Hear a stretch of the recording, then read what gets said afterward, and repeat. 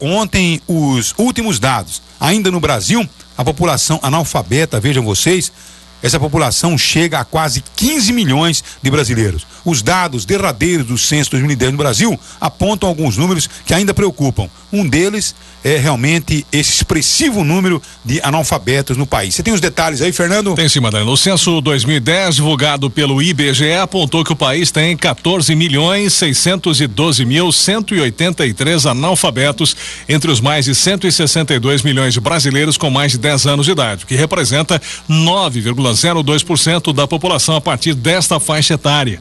Desses 9.400.000 pessoas não sabem ler nem escrever, vivem em áreas urbanas e 5,2 moram em zonas rurais, ou seja, mais de 5 milhões aí em zonas rurais. O Nordeste apresentou a maior taxa de analfabetismo, com 17,6% da população com mais de 10 anos de idade. No Norte, o índice registrado foi de 10,6%. No Centro-Oeste, o analfabetismo atinge 6,6% da população, segundo o censo 2010. No Sudeste, o índice é de 5,1%. No Sul, a taxa de analfabetismo registrada foi de 4,7%, que foi a menor do país. Entre os estados, o maior índice de analfabetos foi registrado em Alagoas, com 22,52% da população acima de 10 anos de idade. Em seguida aparecem Piauí, Paraíba. O menor índice é o do Distrito Federal, 3,25%, seguido por Santa Catarina, Rio de Janeiro e São Paulo. Tanto o Rio como São Paulo aí tem o índice de 4,09%. Agora, isso sim é preocupante, né? Porque se você diz, olha, o sujeito é analfabeto porque ele não tem, vamos dizer, nem sequer a complementação dos cursos básicos, então a gente discorda, porque na verdade o analfabeto, esse que não sabe ler e nem escrever, esse é realmente totalmente excluído de um processo.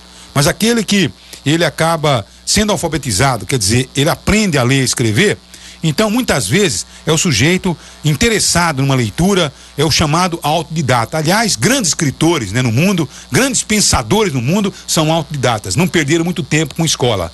Tá certo? Não? Então, pesquisaram, leram, evoluíram. Então, o tempo que as pessoas gastavam com aprendizado numa universidade, numa escola, então essas pessoas se dedicaram aos livros, às pesquisas. E hoje são sábias, muito mais sábias do que muitos professores universitários. E não tem curso nenhum.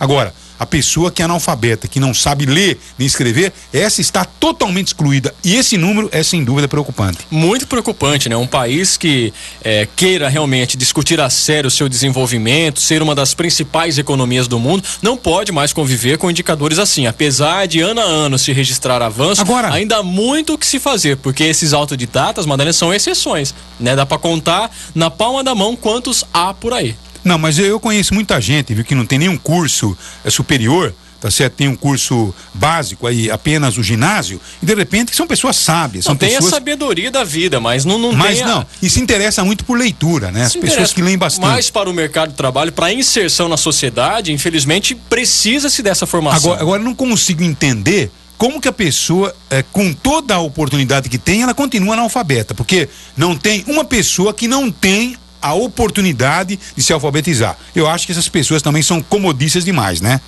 É que tudo depende, né? Tudo tem um tempo certo na nossa vida. Essas pessoas provavelmente, possivelmente não receberam, não tiveram acesso à escola no seu tempo normal, depois por N motivos, pelo trabalho, pela família, pela vergonha muitas vezes admitir que não sabe ler, porque não há pior coisa para o analfabeto que é reconhecer que ele não sabe ler e escrever. Há um constrangimento. Converse com qualquer analfabeto que você perceberá um constrangimento muito grande em admitir que não sabe ler e escrever. Então daí, para sentar novamente num banco de escola é realmente uma questão quase que cultural, né? Essa dificuldade, essa resistência. Tá certo. Eu respeito o ponto de vista, mas eu acho que tem muita gente no meio desses 14, 15 milhões, viu? Que são mesmo acomodados, que apesar do estímulo, apesar da oportunidade que podem ter, porque eles não vão ter contato com pessoas muito mais novas, não. Porque eles procuram formar a escola de alfabetização, tá certo? De adultos, principalmente todos na mesma idade, para evitar principalmente essa questão do constrangimento.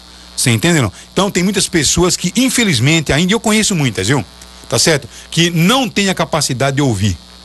Você entende, não? Então elas só sabem falar e não querem saber de ouvir, mas de jeito nenhum.